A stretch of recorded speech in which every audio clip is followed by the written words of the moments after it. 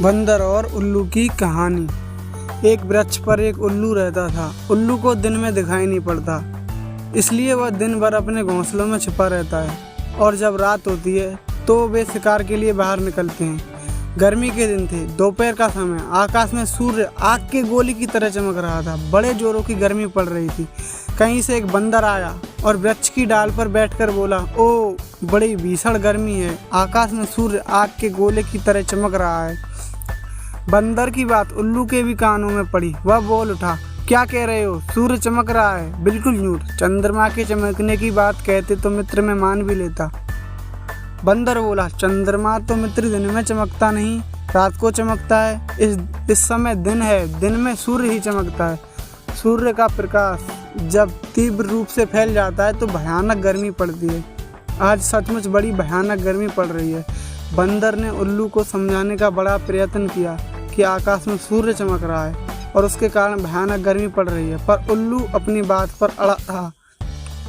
बंदर के अधिक समझाने पर भी वह यही कहता रहा कि ना तो सूर्य है और ना ही सूर्य का प्रकाश है और ना ही गर्मी पड़ रही है।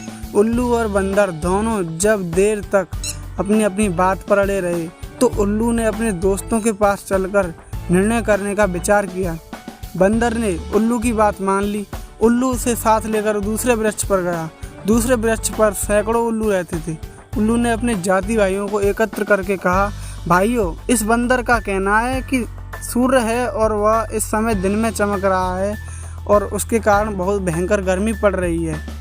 उल्लू की बात सुनकर उसके सभी जाति भाई बंदर पर हंस पड़े और उसका उपहास करते हुए बोले, क्या कह रहे हो जी, सूर्य में आकाश चमक रहा है? बिल्कुल अंधे हो, हमारी बस्ती में ऐसी झूठी बात का प्रचार मत करो। पर बंदर अपनी बात पर ठान था। बंदर की बात सुनकर सभी उल्लू कुपित हो उठे और बंदर को मारने के लिए झपट पड़े। बंदर प्राण बचाकर भाग चला। कुशल था कि दिन उगने के कारण उल्लू को दिखाई नहीं पड़ा, पर बंदर को दिखाई दे रहा था। उसने सरलता से भागकर अपनी जान बचा ली।